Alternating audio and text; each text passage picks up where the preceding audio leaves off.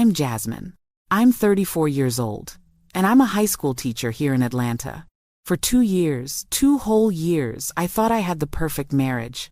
I thought I had found my person, you know? That one person who would protect me, cherish me, stand by me through anything. My husband, Devin, was everything I thought I wanted. He was attentive, caring, always making sure I was okay, always checking in on me. He worked from home as a software engineer, so he was always there when I got back from school.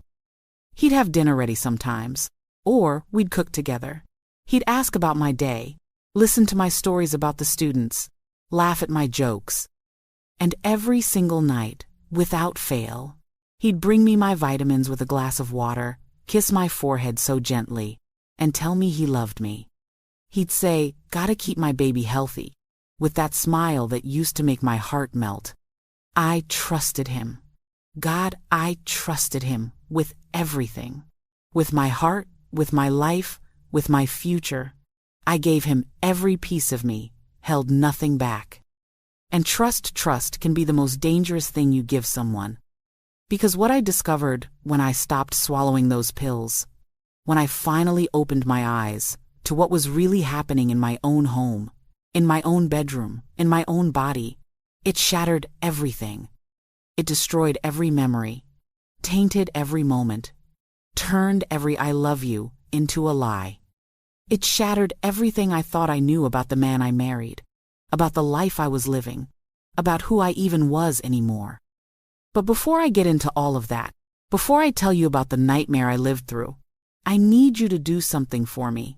If you're watching this right now, please hit that like button. Subscribe to this channel. I need this story to reach as many people as possible, because if it can happen to me, an educated woman, a teacher, someone who thought she was careful, it can happen to anyone.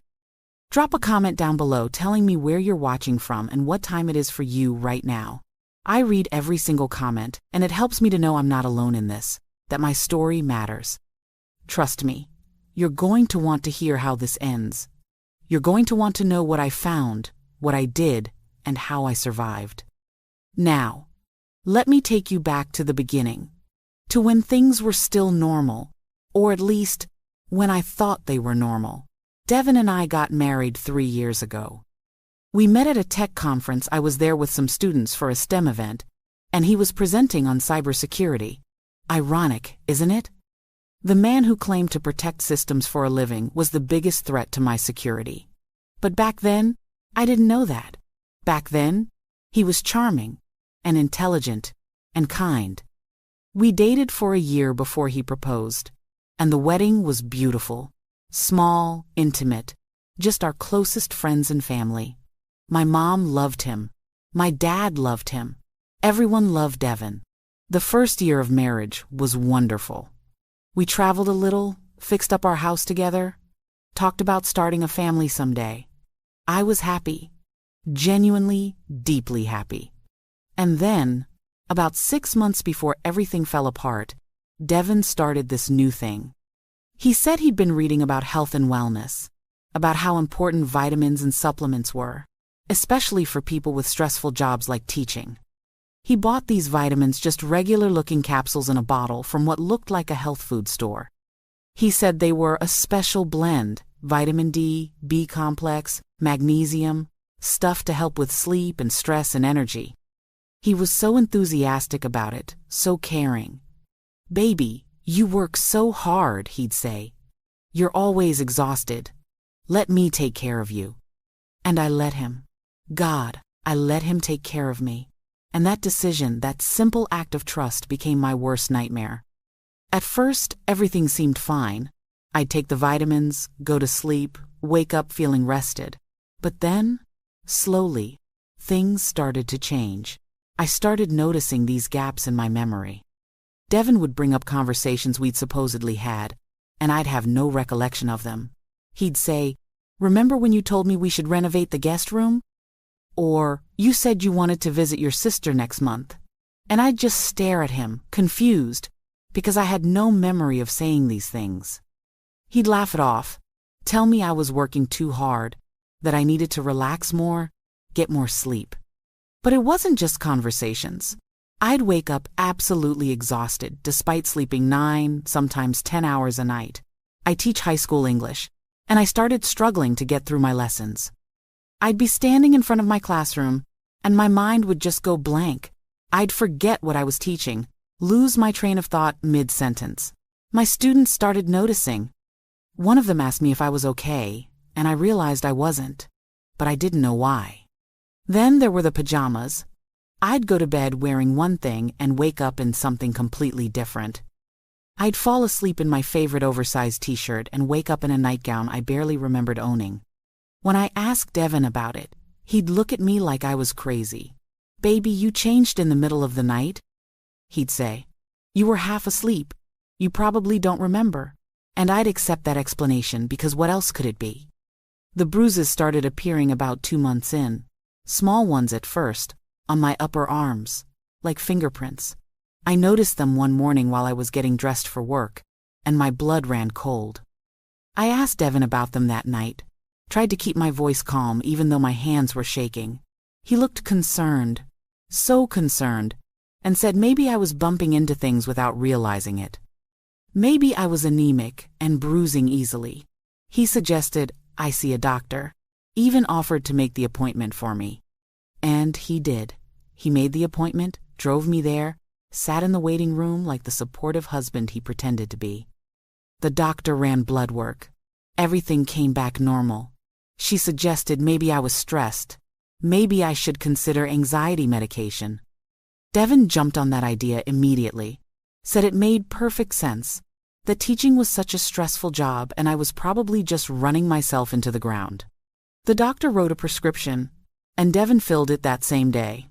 More pills, more things to swallow, to trust, to let into my body without question. But here's the thing, I never felt anxious. Not before all this started. I loved my job. I loved my life. The anxiety came later, after the memory gaps, after the exhaustion, after the feeling that something was terribly, terribly wrong, but I couldn't put my finger on what. My phone became another source of confusion. I'd find text messages I didn't remember sending. Nothing major, just responses to friends, confirmations of plans, random messages to my sister. But they weren't in my voice. They were close, but not quite right. Too short, too formal, missing my usual emojis and exclamation points. When I mentioned it to Devin, he said I was probably texting before I was fully awake, that it happened to him all the time. And again, I believed him. Because why wouldn't I? He was my husband. He loved me. He had no reason to lie to me. At least, that's what I thought. Things escalated about 4 months in. I was at school during my planning period, and my best friend Keisha called me. Keisha and I have been friends since college. She knows me better than almost anyone. She asked me if I was okay, said I'd seemed off lately when we'd hung out the previous weekend. She said I seemed like I was on something, that my eyes looked glazed over and I was moving slowly, speaking slowly, like I was sedated. I was horrified. I told her I wasn't on anything except vitamins and the anxiety medication the doctor prescribed, but even as I said it, doubt crept into my mind. That conversation with Keisha stayed with me. I started paying more attention, started questioning things I'd been accepting without thought. And that's when I noticed the locked drawer in Devin's home office. Devin's office was always off limits. During work hours, I respected that. He said he dealt with sensitive information for his clients and needed privacy. But one afternoon, I got home early from school because of a teacher workday, and I went to his office to ask him something. The door was open, which was unusual, and he wasn't at his desk. He'd probably gone to the bathroom or to get a snack. And there, in the bottom drawer of his desk, I saw a padlock. A physical padlock on a drawer that had never been locked before in our entire marriage. My heart started racing. I stood there staring at that lock, and every instinct in my body screamed that something was wrong. When Devin came back, I asked him about it as casually as I could. "Hey, when did you start locking that drawer?" He barely looked up from his phone. "Oh, that. New client, super sensitive data. They required extra security measures. His voice was calm, unbothered. He smiled at me and asked what I wanted for dinner. But I couldn't shake the feeling. That lock meant something. It had to. Over the next few weeks, I started watching Devin more carefully. Not obviously, I didn't want him to know I was suspicious. But I paid attention to patterns. He was always insistent about the vitamins, almost anxious about it. If I forgot to take them, or if I said I'd take them later, he'd get this look in his eyes just for a second that I'd never seen before. Worry, fear, anger. I couldn't quite place it, but it unsettled me. He'd push the pills toward me, joke about how forgetful I was being, stand there until I took them and swallowed them down. One night, about 6 weeks before everything came crashing down, I woke up around midnight. Or, at least, I thought I woke up. My mind was foggy. My body felt like it weighed 1,000 pounds. But I was conscious enough to hear Devin on the phone in the hallway. His voice was low, hushed, but I heard fragments. Tuesday night. Yeah, same price. She'll be out cold, don't worry. My blood turned to ice. I tried to move, tried to get up and confront him, but my body wouldn't respond. It was like being trapped in a nightmare where you try to scream but no sound comes out. I drifted back into unconsciousness before I could hear anything else. The next morning, I convinced myself I dreamed it. I had to have dreamed it. Because the alternative that my husband was talking about me being out cold to someone on the phone was too horrifying to consider. Devin was normal at breakfast, kissing me goodbye before I left for work, telling me he loved me. How could someone who looked at me like that, who held me like that, be capable of something sinister? But I couldn't let it go. That phone call, real or imagined, planted a seed of doubt that grew and grew until I couldn't ignore it anymore. I started testing him in small ways. I'd pretend to take the vitamins and hide them under my tongue, then spit them out when I went to the bathroom. But Devin started watching me more carefully, making sure I swallowed, asking me to open my mouth afterward like I was a child. Just making sure you're not forgetting, baby, he'd say with a laugh. But it didn't feel like a joke. It felt like control. The night everything changed started like any other night. Devin brought me my vitamins and a glass of water at 10:30 p.m., right on schedule. He sat on the edge of the bed, watched me take them, kissed my forehead. "Sweet dreams, beautiful," he whispered. I felt the familiar drowsiness start to creep in within minutes, that heavy, pulling sensation that made my eyelids droop and my thoughts scatter. But something was different that night. The pills tasted slightly off, not bad, exactly, just different. Like they'd dissolved faster than usual, left a bitter aftertaste that wasn't normally there, and for the first time, real fear cut through the fog. What if I wasn't imagining things? What if Keisha was right? What if something really was wrong with those vitamins? I made a decision in that moment that probably saved my life. I was going to fight the drowsiness. I was going to stay awake and see what happened after I was supposed to be unconscious. It was the hardest thing I've ever done. The pull towards sleep was overwhelming, like being dragged underwater by a current. My body felt so heavy. My mind kept trying to shut down. But I focused on the fear, let it keep me alert. I thought about that locked drawer, about the phone call I'd overheard, about the bruises and the memory gaps and the feeling that I was losing myself piece by piece. I dug my fingernails into my palms until it hurt. I bit the inside of my cheek. I counted backward from 1,000. Anything to stay conscious.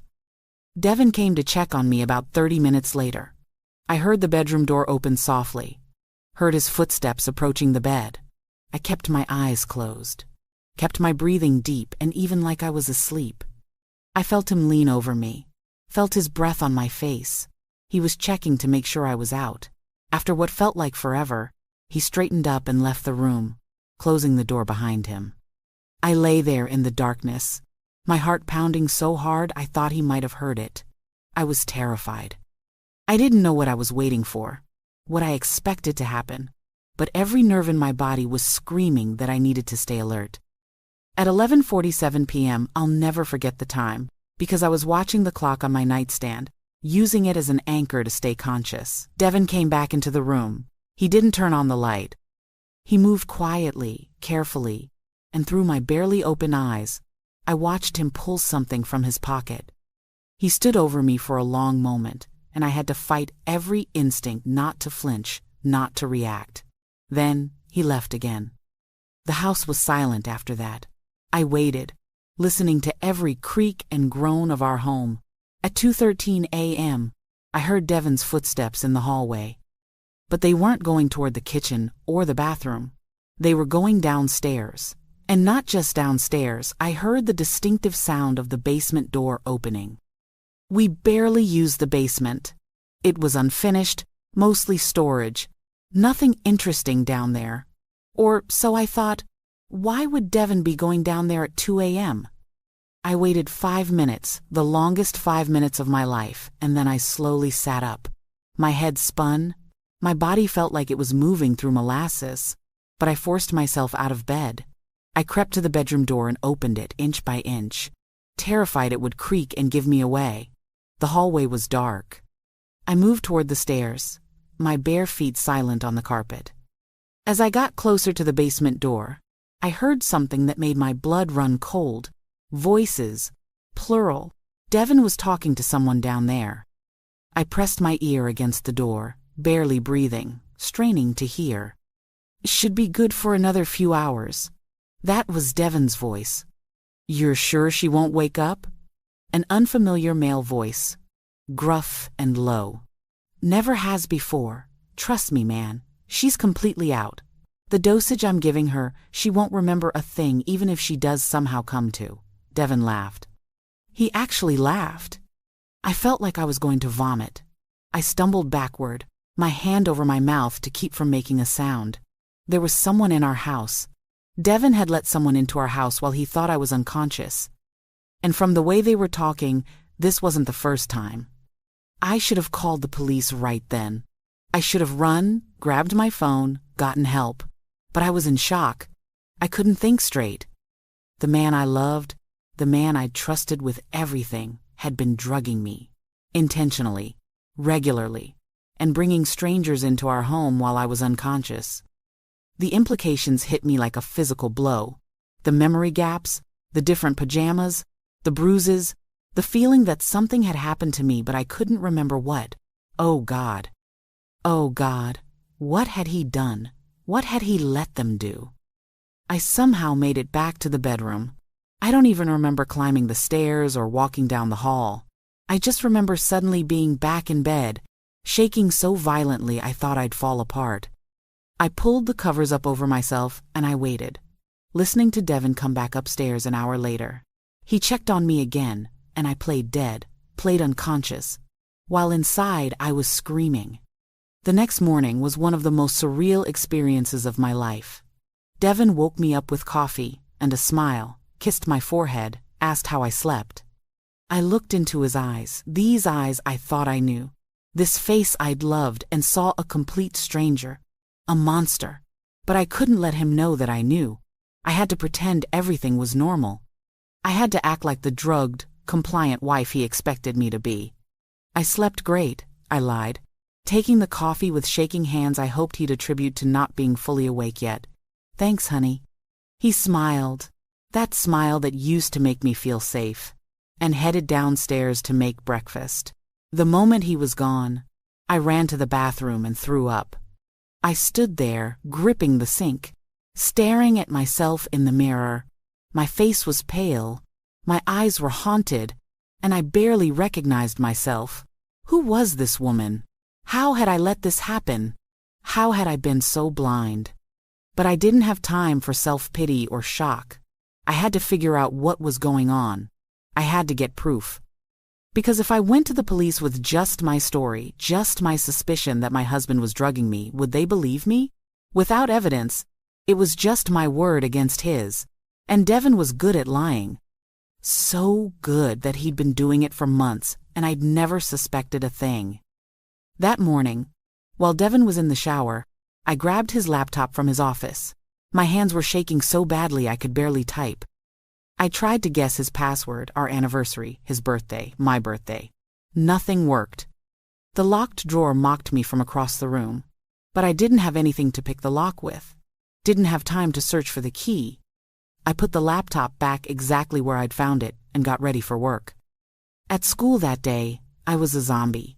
I taught my classes on autopilot, barely aware of what I was saying. During lunch, I sat in my empty classroom and cried. One of my colleagues found me and asked if I was okay, and I wanted so badly to tell her everything. But the words wouldn't come. How do you tell someone that your husband is drugging you? That strangers are coming into your house in the middle of the night? That you don't know what's being done to your unconscious body? It sounded insane even in my own head. After school, instead of going home, I drove to a Best Buy. I walked through the store in a daze until I found what I was looking for: hidden cameras. Tiny ones, the kind you could tuck into a bookshelf or hide in a plant. I bought 2 of them, paid cash, so there'd be no credit card record Devin might see. My hands were shaking as I carried them to my car.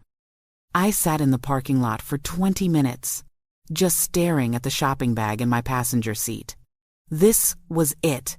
This was the line I was crossing. Once I planted these cameras, once I collected this evidence, there was no going back. My marriage would be over. My life as I knew it would be over. But what choice did I have? I couldn't keep living like this. Couldn't keep letting him drug me. Couldn't keep wondering what was happening to me while I was unconscious. I went home and waited for Devin to leave. For his evening run, he went every day at 5:30, like clockwork. The moment the door closed behind him, I moved. I planted one camera in our bedroom, hidden in the bookshelf on my side of the bed, angled toward the nightstand where Devin always placed my vitamins. I tested it with my phone to make sure it was working, make sure it had a clear view. Then I ran downstairs to the basement. My heart was pounding as I descended those stairs. I'd barely been down there since we moved in. It was just boxes of old stuff, holiday decorations, tools. But now it felt sinister, like evidence of crimes I didn't yet know about.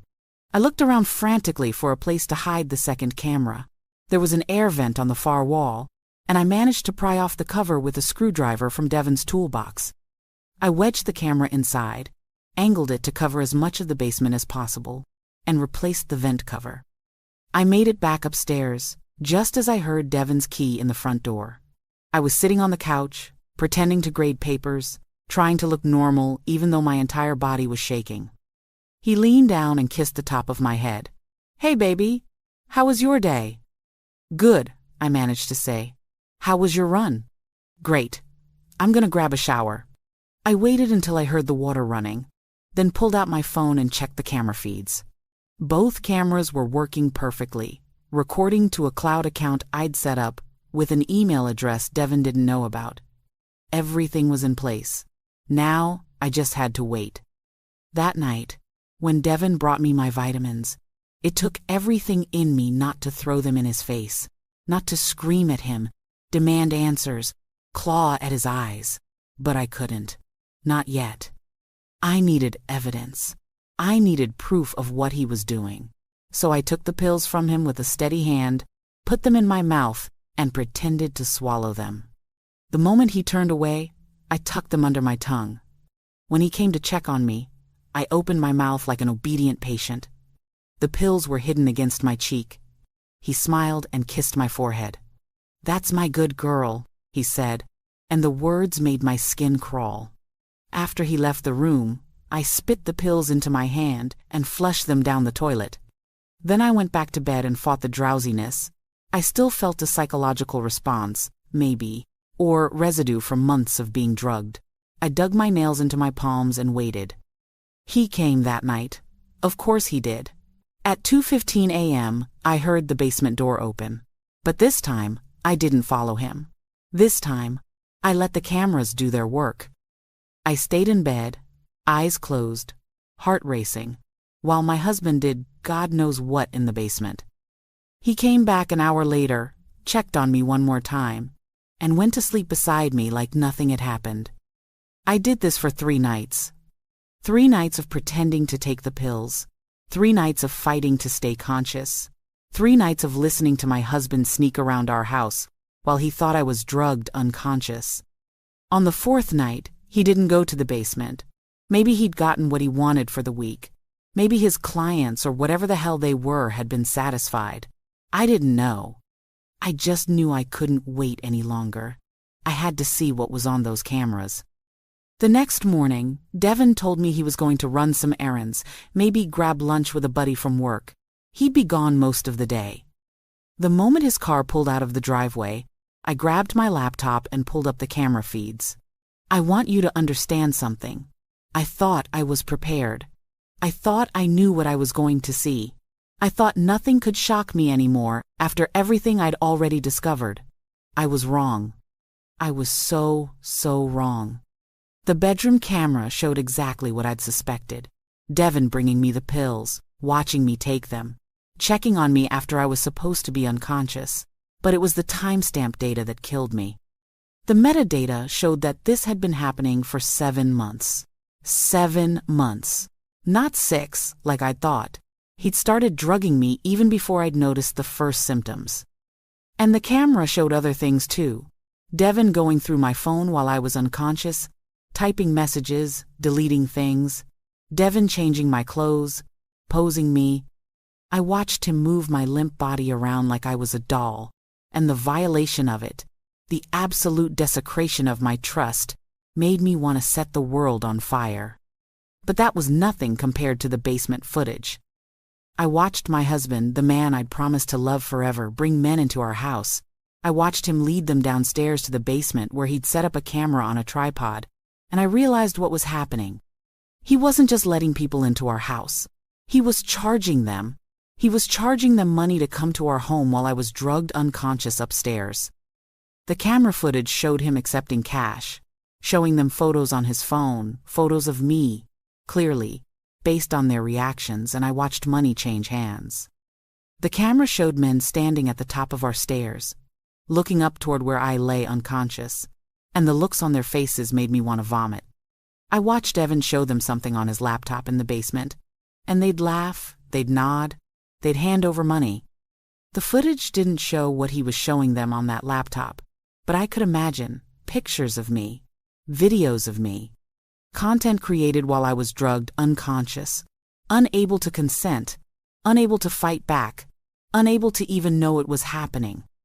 I sat there at my kitchen table, watching this footage, and I couldn't breathe. The man I loved, the man I'd trusted with my life, had been trafficking my body. He'd been creating content of me, without my knowledge or consent, and selling access to it, for months. For 7 goddamn months, he'd been violating me in ways I couldn't even fully comprehend, and I'd had no idea. I found files on the cloud storage. Hundreds of files with dates going back 7 months. I couldn't make myself open them. I didn't want to see what he'd done, what he'd recorded, how he'd posed my unconscious body for his sick customers. The fact that they existed was enough. The fact that he'd done this, my husband, the man who'd stood at an altar and promised to love and cherish me, was enough. I couldn't watch anymore. I slammed my laptop shut and ran to the bathroom, where I threw up until there was nothing left. I collapsed on the bathroom floor, sobbing so hard I thought I might break apart. How had this happened? How had I married a monster without knowing it? How had I let this go on for 7 months? But then the grief turned to rage. White-hot, all-consuming rage that burned through the shock and horror. He'd done this to me. He'd violated me, used me, sold me while I slept. He'd stolen 7 months of my life, stolen my sense of safety, stolen my ability to trust, and he was going to pay for it. If it was the last thing I did, I was going to make sure he paid for every single moment of what he'd done. I didn't trust myself to stay in that house. I packed a bag with shaking hands, clothes, toiletries, my important documents, and I backed up all the camera footage to 3 different cloud services. I saved it to USB drives. I emailed it to myself at multiple email addresses. I was not going to lose this evidence. I was not going to let him get away with this. Then I called Keisha. "I need you," I said when she answered, and my voice broke. "Please, I need you right now." "I'm coming," she said immediately, no questions asked. "Where are you?" "I'm leaving my house, I can't be here. Meet me at that coffee shop on Piedmont." "I'm already in my car." I threw my bag in the trunk of my car and I left. I didn't leave a note. I didn't say goodbye. I just walked out of that house of horrors and drove away, and I have never been back. Keisha was at the coffee shop when I arrived. The moment she saw my face, she knew something terrible had happened. We got a corner table, away from everyone else, and I told her everything. Every detail, from the vitamins to the memory gaps to the locked drawer to the cameras to what I'd seen on the footage. I watched her face go through shock, horror, rage, and finally, determination. "We're calling the police," she said. "Right now. We're not waiting, we're not thinking about it. We're doing it right now." "What if they don't believe me?" I asked, and I hated how small my voice sounded. "Jasmine, you have video evidence. You have dates, times, everything. They're going to believe you. But even if they didn't, we'd make them believe you. You are not protecting this monster. You're not going to let him get away with this." She was right. I knew she was right. But making that call was still one of the hardest things I've ever done. We went to Keisha's house. I couldn't face going to a police station yet, couldn't handle walking into that building and saying these things out loud to strangers. Keisha called the non-emergency number and explained that her friend needed to report a serious crime. They sent officers to her house within 30 minutes. The two officers who came were patient and professional. One was a woman, Detective Sarah Martinez, and I'll never forget her face when I started telling my story. She didn't interrupt, didn't question, just let me talk. I showed them the camera footage on my laptop, not all of it. I couldn't bear to watch all of it again, but enough.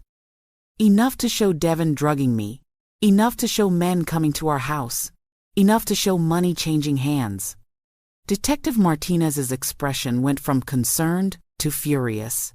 "Ma'am," she said, "what your husband has done is a serious crime, multiple serious crimes.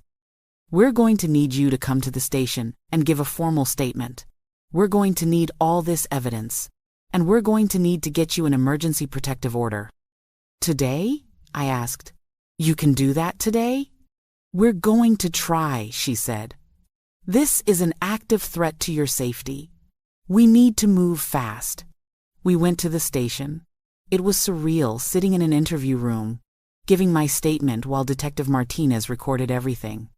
She asked questions I hadn't thought of, made me walk through details I'd tried to forget.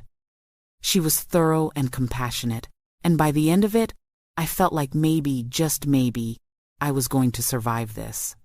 The protective order was granted that afternoon. Devin was not allowed to contact me, to come near me, to be anywhere I was. I stayed with Keisha that night, and we sat on her couch in silence because there were no words big enough for what I was feeling.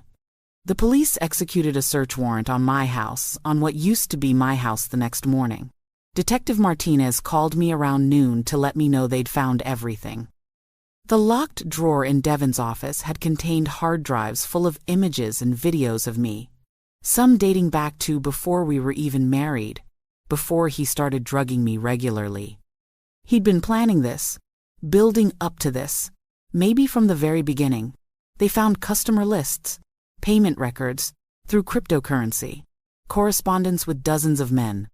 They found the vitamins he'd been giving me, and lab analysis showed they contained Rohypnol, the date rape drug, not vitamins at all, just poison wrapped in a lie. Devin was arrested at work that same afternoon. I wasn't there, but Detective Martinez told me he'd actually tried to fight the officers, tried to run. They tackled him in the parking lot of his office building in front of all his coworkers. Everyone he worked with, everyone who thought he was just a normal guy, got to see him get arrested for drugging and trafficking his own wife. He called me from jail. I don't know how he got my number. He wasn't supposed to contact me, but my phone rang 2 days after his arrest, and it was him. I almost didn't answer.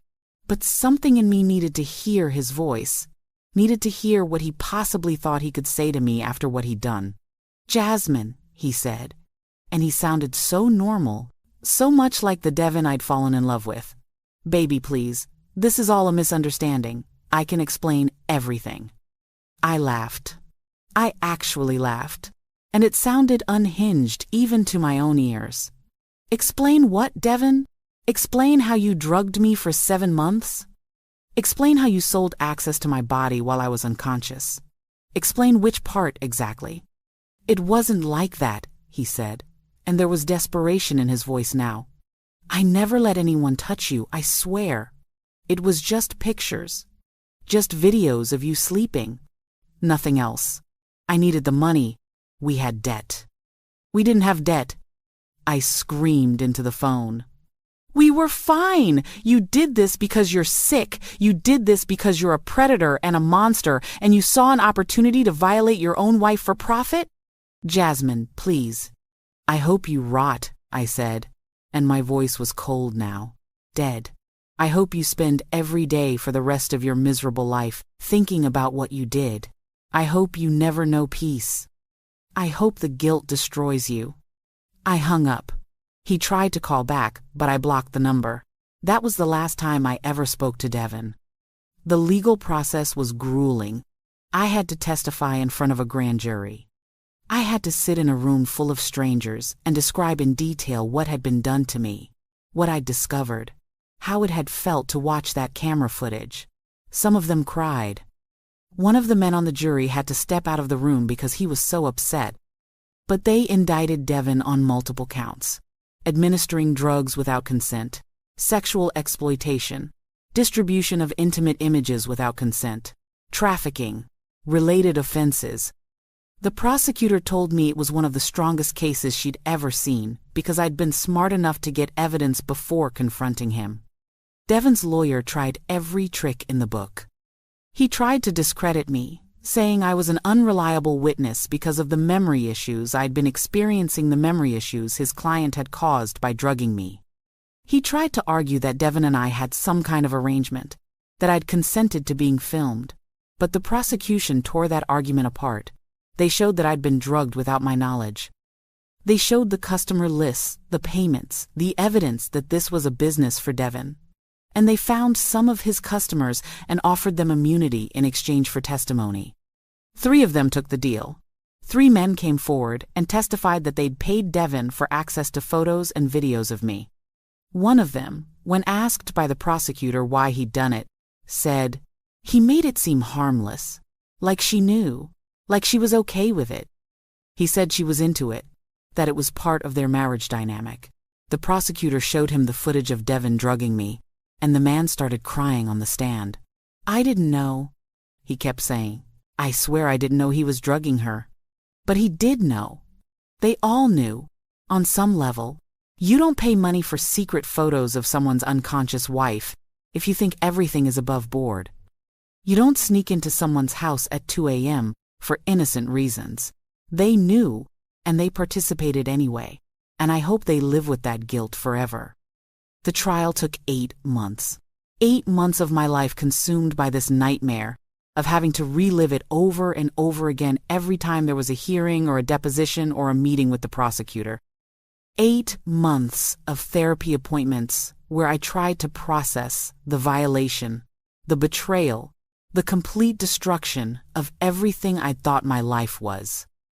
8 months of living with Keisha because I couldn't bear to be alone, couldn't bear to sleep without checking every lock 3 times, couldn't bear to close my eyes without wondering if someone was watching me. My therapist, Dr. Williams, was the only thing that kept me sane during that time. She specialized in trauma, particularly sexual trauma, and she helped me understand that what happened to me wasn't my fault. That I couldn't have known, couldn't have prevented it, couldn't have done anything differently. She helped me work through the guilt, the crushing, suffocating guilt that told me I should have seen the signs, should have questioned the vitamins, should have been smarter or more careful or less trusting. "Jasmine," she told me during one of our sessions when I was drowning in self-blame, "predators are good at what they do. They're skilled manipulators. Devin didn't choose you because you were weak or stupid. He chose you because you were kind and trusting and loving. Those are good qualities. He weaponized them, but that doesn't make them bad. That doesn't make you bad. It took months for me to even begin to believe her. The therapy wasn't just about the trauma of what Devin did. It was about rebuilding my entire sense of self. Because he'd taken that from me too. I didn't know who I was anymore. Was I the woman I thought I'd been during those 7 months? Or had that person been fake? A drugged construct who didn't really exist? Who was I before the vitamins? Who was I gonna be after? Dr. Williams helped me see that I was still me. That the core of who I was, the teacher who loved her students, the friend who showed up for people, the woman who valued honesty and kindness, hadn't been destroyed. It had been buried under trauma and violation, but it was still there. I just had to dig it out again. The trial finally went to jury in month 7. I had to testify. I had to sit on that stand for 3 days while Devin's lawyer tried to make me seem unreliable, unstable, vindictive. He suggested I'd made up the whole thing because I was angry about something else in our marriage, that I'd planted the cameras myself and doctored the footage. The prosecutor objected to most of it, and the judge sustained the objections, but the damage was done. I had to sit there and defend myself, defend my memory, defend my reality against a man being paid to destroy me all over again. But then the prosecution brought out the evidence. The hard drives from Devin's locked drawer, the customer testimonies, the lab results on the vitamins, the cryptocurrency payment records, the metadata on the photos and videos showing they'd been created while I was provably unconscious based on the camera timestamps. The medical expert who testified about the effects of Rohypnol and how my symptoms matched perfectly with chronic low-dose administration. The jury deliberated for 6 hours. 6 hours that felt like 6 years while I sat in the courthouse hallway with Keisha on one side and my mom on the other, waiting to find out if the 12 strangers in that room believed me. They came back with a verdict. Guilty on all counts. I collapsed. I literally collapsed into Keisha's arms and sobbed so hard I thought I'd never stop. It was over. The trial was over. They'd believed me. They'd seen the evidence and heard the testimony and decided that yes, Devin had done these things. Yes, I was telling the truth. Yes, what happened to me was real and terrible and criminal. The sentencing hearing was 3 weeks later. I gave a victim impact statement. I stood in front of that courtroom and looked Devin in the eye for the first time since his arrest, and I told him exactly what he'd done to me. You took 7 months of my life, I said, and my voice didn't shake. I'd practiced this, rehearsed it with Dr. Williams until I could say it without breaking down. You took my sense of safety, my ability to trust, my peace of mind. You turned my own body into a crime scene. You made me afraid to sleep, afraid to eat, afraid to exist in my own home. You looked me in the eye every single day and lied to me, while you violated me in the worst possible way. You made me doubt my own sanity, my own memory, my own worth. Devin was crying. He had the audacity to sit there and cry like he was the victim. His lawyer had probably told him to look remorseful, to show emotion, but I didn't care about his tears. They meant nothing. I will never trust the way I used to, I continued. I will never feel completely safe the way I used to. You took that from me and I can never get it back. But here's what you didn't take. You didn't take my strength. You didn't take my resilience. You didn't take my determination to survive this and build a life that's better than anything I had with you. You thought you could break me, control me, use me up and throw me away. But I'm still here. I'm still standing, and you're the one in chains. The judge sentenced him to 18 years in prison. 18 years, with no possibility of parole for at least 12. He also has to register as a sex offender for the rest of his life. When he gets out, if he makes it out, he'll be in his 50s, and everyone will know what he is. Every job application, every apartment rental, every interaction with society will be marked by what he did to me. It's not enough.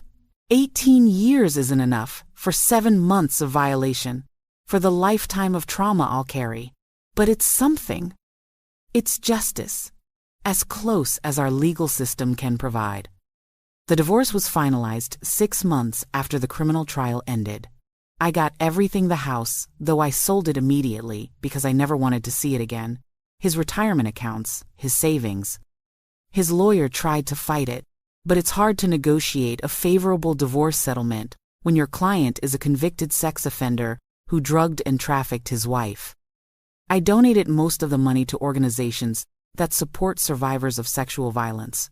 I kept enough to pay off my student loans and start fresh somewhere new.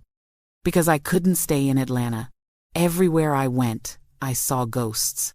Our favorite restaurant where he'd taken me on dates while planning my violation. The grocery store where we'd shop together while he was drugging me. The gym where he'd pretended to be a devoted husband while selling access to my unconscious body. I couldn't exist in that space anymore. I moved to Charlotte, North Carolina. New city, new teaching job at a different high school, new life. Keisha helped me move. Helped me set up my new apartment, stayed with me for the first week, until I felt steady enough to be alone. My mom wanted me to move back home to Memphis, wanted to keep me close where she could watch over me, but I needed independence. I needed to prove to myself that I could live alone, sleep alone, exist alone without fear consuming me. It was hard at first. God, it was so hard. I'd wake up in the middle of the night in a panic, convinced someone was in my apartment. I checked every lock 5 times before bed. I installed security cameras, real ones this time. Ones that I controlled, and I monitored them obsessively. I couldn't take any medication without having a panic attack, even over-the-counter pain relievers. The sight of pills made me physically ill. Dr. Williams connected me with a therapist in Charlotte, Dr. Richardson, and I continued therapy twice a week. We worked on the PTSD, the hypervigilance, the panic attacks. We worked on rebuilding my ability to trust, to let people close to me, to believe that not everyone was a threat. It was slow, painful work. There were setbacks. There were days I wanted to give up, wanted to just accept that this broken, terrified version of myself was who I'd be forever. But I didn't give up. I couldn't. Because giving up would mean Devin won. It would mean he'd succeeded in breaking me, in reducing me to nothing but fear and trauma, and I refused to give him that. Slowly, so slowly, I barely noticed it happening. I started to heal. I started to have good days mixed in with the bad ones. I started to sleep through the night sometimes. I started to accept dinner invitations from my new colleagues at school, started to build friendships, started to remember what it felt like to laugh, without it being tinged with bitterness. About a year after I moved to Charlotte, I met someone. His name is Marcus, I know. I said I'd avoid that name. But this Marcus, he's different. He's a guidance counselor at my school, and he asked me to coffee one day after a staff meeting. I almost said no. The thought of dating, of letting someone close to me again, of being vulnerable with another person terrified me. But something about Marcus felt safe. Maybe it was the way he respected boundaries, always asking before touching my arm or standing too close. Maybe it was the patience in his eyes when I struggled to answer simple questions about my past. Maybe it was just timing. Maybe I was finally ready to try again. I told him about Devin on our 3rd date. We were sitting in his car outside my apartment, and he just asked if he could kiss me. The question triggered something in me, and before I knew it, I was telling him everything. About the vitamins, the cameras, the trial, all of it. I was shaking by the end, convinced he'd run, convinced no one would want someone as broken as me. Marcus was quiet for a long time after I finished. Then he said, "Thank you for trusting me with that. I can't imagine how hard it was to survive what you went through. But Jasmine, you did survive it. You got yourself out. You got justice. And you're still here. That takes incredible strength. And if you'll let me, I'd like to be someone in your life who makes it easier, not harder.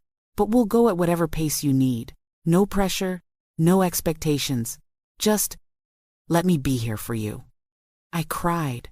And then I let him hold me while I cried, and it felt like the first safe touch I'd had from a man in years. We've been together for 8 months now. It's not perfect. I still have moments of panic, still have nightmares, still struggle with trust, but Marcus is patient. He reminds me to take my anxiety medication when I forget. He doesn't push me past my boundaries. He lets me check his phone when the paranoia gets bad, even though I hate that I need to. He's helping me learn that not all men are predators, that intimacy can be safe, that I deserve love that doesn't come with hidden costs. It's been 2 years now since that night I pretended to take the pills and discovered the truth. 2 years since my world imploded, and I had to rebuild myself from scratch. Some days I still can't believe it happened. Some days I still wake up and expect it to have been a nightmare. Expect to find myself back in Atlanta in that house, with Devin bringing me my morning coffee like always. But it wasn't a nightmare. It was real.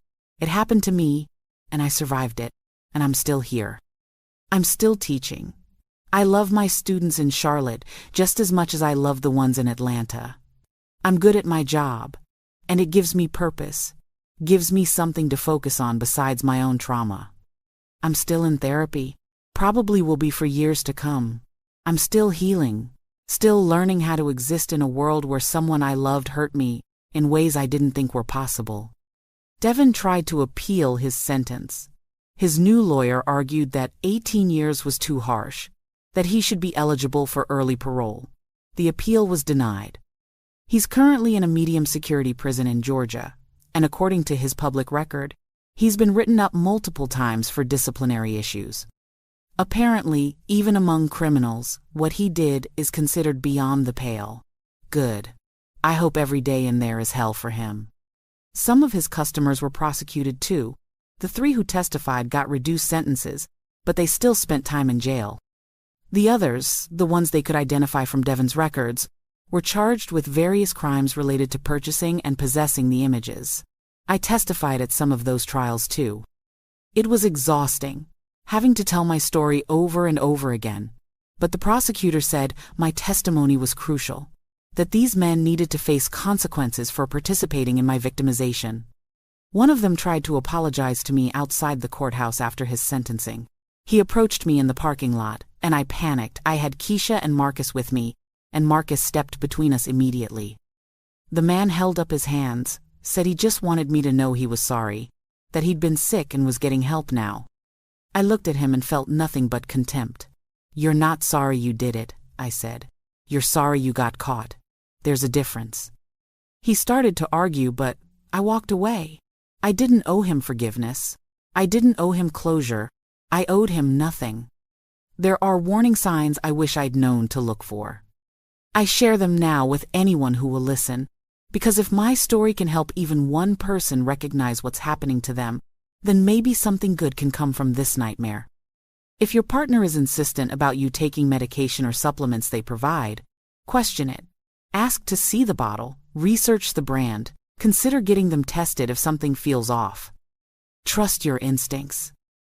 If you're experiencing memory gaps or blackouts you can't explain, take it seriously. See a doctor, your own doctor, not one your partner recommends. Get blood work done. Tell them you're concerned about being drugged. If you're waking up feeling drugged, in different clothes, with unexplained bruises, do not dismiss it. Do not let anyone convince you it's normal or you're imagining it. Something is wrong. If your partner is overly controlling about your sleep schedule, about when and what you eat or drink, about your daily routines, pay attention. Control is often the first sign of abuse. If your phone has messages you don't remember sending, if your social media has activity you don't recall, if your things are moved or changed without explanation, someone is accessing your life without your permission. Find out who and why. Trust your gut. If something feels wrong, it probably is. Your intuition is trying to protect you. Listen to it. I spent months dismissing my instincts, convincing myself I was being paranoid or crazy, and it almost cost me everything. And if you're in a situation where you feel unsafe, where you think you might be being drugged or violated or controlled, please reach out to someone. Tell a friend, a family member, a coworker.